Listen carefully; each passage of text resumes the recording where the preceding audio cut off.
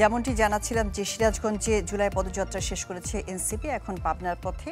পাবনা থেকে এই বিষয়ে সবশেষ খবরাখবর জানাতে আমাদের সাথে যুক্ত হচ্ছেন শাহিন রহমান। শাহিন রহমান, পাবনার পথে আছেন এনসিপি নেতাকর্মীরা, সেখানে তাদের বরণে কী ধরনের আয়োজন রয়েছে বা কী ধরনের কর্মসূচি তাদের রয়েছে? শাহনাজ, আমি এই মুহূর্তে দাঁড়িয়ে রয়েছি পাবনা শহরের যে প্রধান সড়ক আব্দুল হামিদ সড়কের সেই শহীদ চত্বর, যেখানেই দুজন শিক্ষার্থী শহীদ হয়েছিলেন।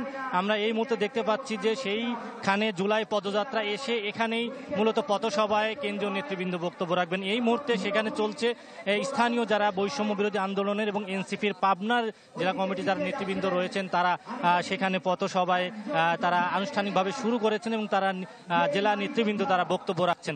আপনারা দেখতে পাচ্ছেন যে শহীদ চত্বর ঘিরে কিন্তু বৈষম্য বিরোধী আন্দোলনের শিক্ষার্থী, ছাত্রছাত্রী সহ বিভিন্ন শ্রেণী পেশার মানুষ কিন্তু এই সভায় যোগ দিয়েছেন এবং এখনও সেই জুলাই পদযাত্রা নিয়ে কেন্দ্রীয় নেতৃবৃন্দ তারা কিন্তু এখনও এনসিপির কেন্দ্রীয় নেতৃত্ব তারা কিন্তু এখনও পাবনায় এসে পৌঁছাননি। তারা আমরা জেনেছি যতটুকু স্থানীয় নেতৃবৃন্দের কাছ থেকে যে তারা সিরাজগঞ্জ থেকে রওনা হয়েছেন এবং তারা পথে আছেন এবং এখানে প্রায় রাত 9:30 10টা নাগাদ এখানে এসে পৌঁছাবেন। তারা এমনটি তারা বলছেন এখানকার যারা এনসিপির এবং বৈষম্য বিরোধী আন্দোলন নেতৃবৃন্দ রয়েছেন।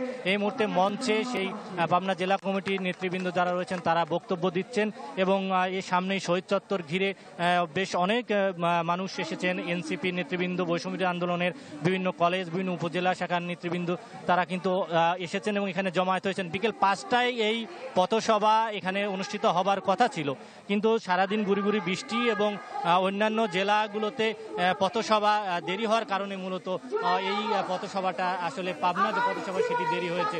তো এখন তারা এখানে পাবনা এসে পৌঁছাননি, হয়তো 9:30 10টা নাগাদ তারা এখানে এসে পৌঁছাবেন এবং কেন্দ্রীয় নেতৃবৃন্দ এখানে বক্তব্য রাখবেন, এমনটি জানা গেছে।